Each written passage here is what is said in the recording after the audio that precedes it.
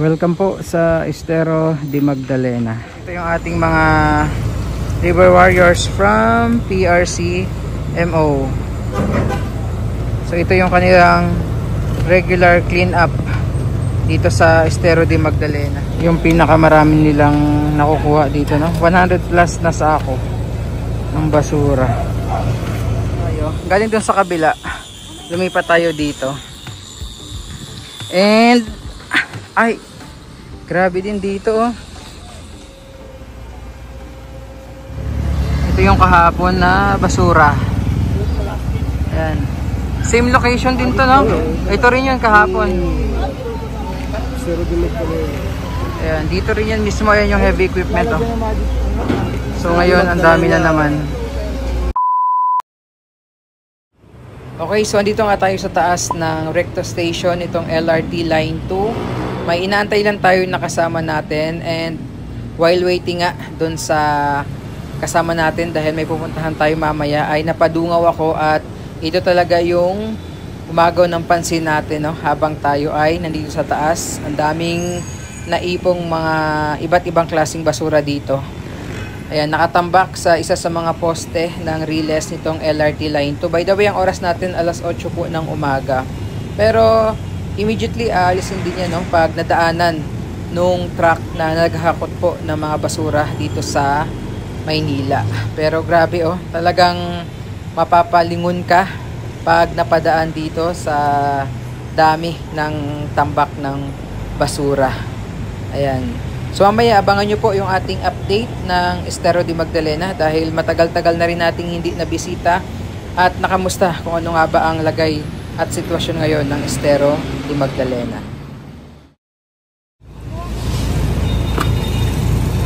So dito tayo sa Estero de Magdalena. If you remember, yung right side nito is linear park na, no? Pero hindi ko na alam yung itsura sa may yung latest update ngayon kung ano ng itsura. And then sa left side, ayan. Tapos ito yung ating mga River Warriors from PRC MO. So ito yung kanilang regular clean up dito sa Estero de Magdalena. Gamit yung kanilang balsa. Ayan.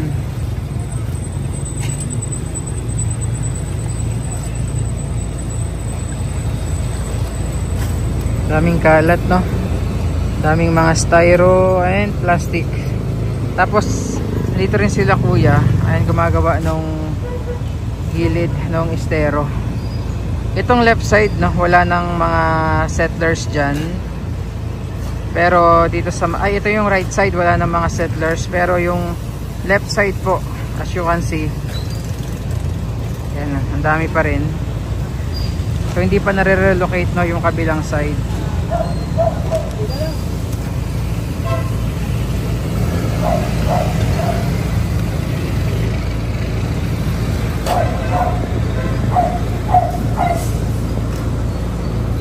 Mga ilang sako yung nakukuha nyo kuya dito? 100 plus? Isang araw lang yun? Isang araw. Oh, grabe. Minsan 50. 100 plus isang araw. Anong pinakamarami po? Mga ilang sako? Sa isang araw? Isang araw. Po? Pinakamarami na isang daan. Isang daang mahigit? Oo. Pag medyo konti lang. Oh. Minsan, hindi pa rin pareha. Minsan 50. Oo.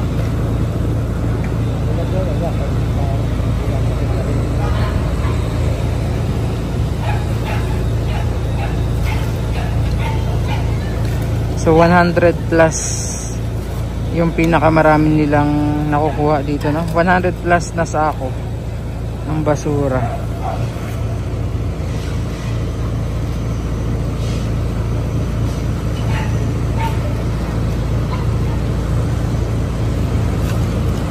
Mga tao po dito, hindi na.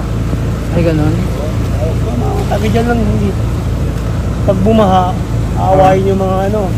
Bawa kami DPWH kami. Ah, kayo yung gumagawa dito kuya? Nagpapaanda na nga. Ah. Yung sa kabila, ano yung tawag din sa kabila kuya? yung gawa ng gobyerno. Ayan yung kabila, merong... Ayan, may parang... Ano ba tawag dito? Pumping station ba yan? Ay, pumping station, no? May parang gate. So yung mga basura doon, hindi na tumatagos dito. Tama ba? Pero na machine namin, kaso sira ngayon. Inaano pa namin yung gagawa. Hindi naman namin pwedeng pakialaman.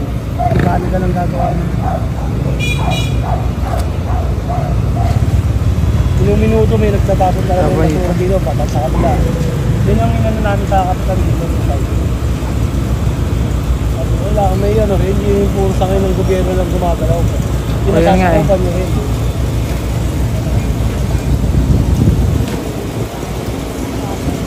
Kasi lagi iniisip nila, sir, ay, may naglilinis. May naglilinis, bayad yun sa ano. Ayun lang. Ganito ganyan. Hinasa na nila lagi. Kaya okay lang magtapon.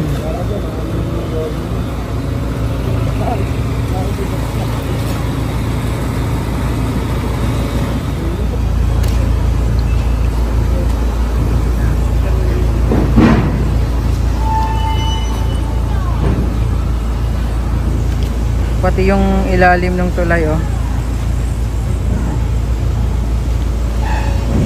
And by the way, sila yung regular na naglilinis po, ah. Sila yung ating mga river warriors from PRCMO. Sila yung naglilinis. Estero, pati yung ating Ilog Pasig and Creek.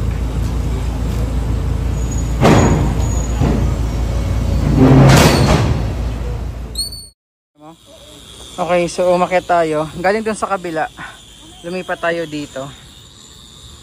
And ay, grabe din dito, oh.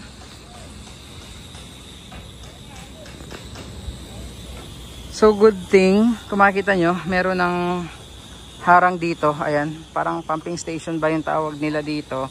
Para yung mga basura dito, hindi na tumutuloy doon, papunta doon sa pinanggalingan natin na area. So yan yung mga naiipon na basura dito. Ayan, tingnan nyo po kung gaano kadami. Andito yung balsa, kahit yung balsa dito punong-puno. Ayan, oh. Tapos ito yung kahabaan ng Estero de Magdalena.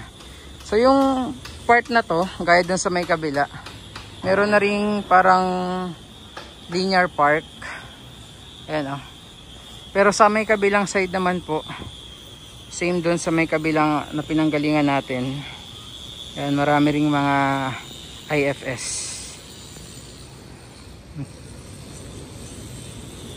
Dami ng ano, basura.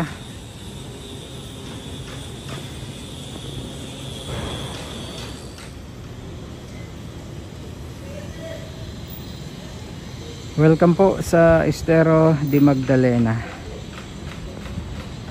Ayan. Grabe yung mga basura.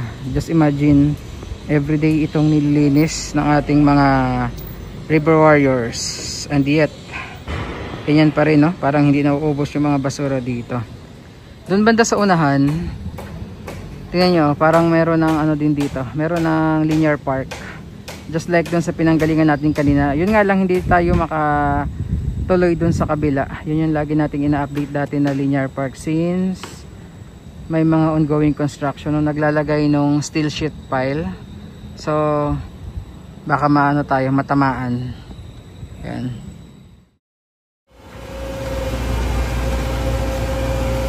Yung last year na nalinis yan, no?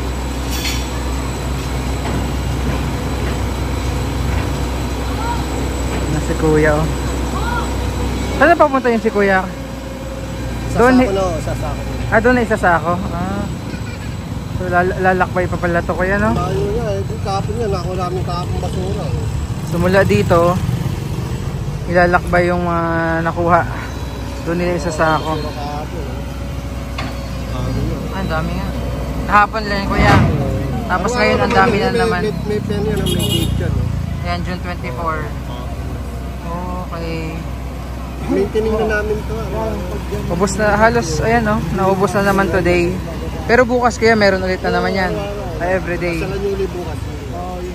So ganun. Ito nung linis nito.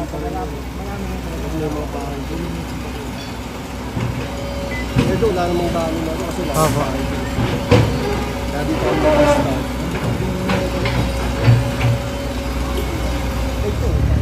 Ito yung kahapon na basura. Ayan. Same location din to, no? Ito rin yung kahapon. Zero din pala yun. Ayan, dito rin yan mismo. Ayan yung heavy equipment, oh. So ngayon, ang dami na naman.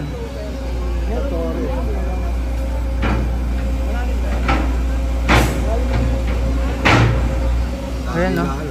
Kahapon. Ayan, pakita ko sa inyo.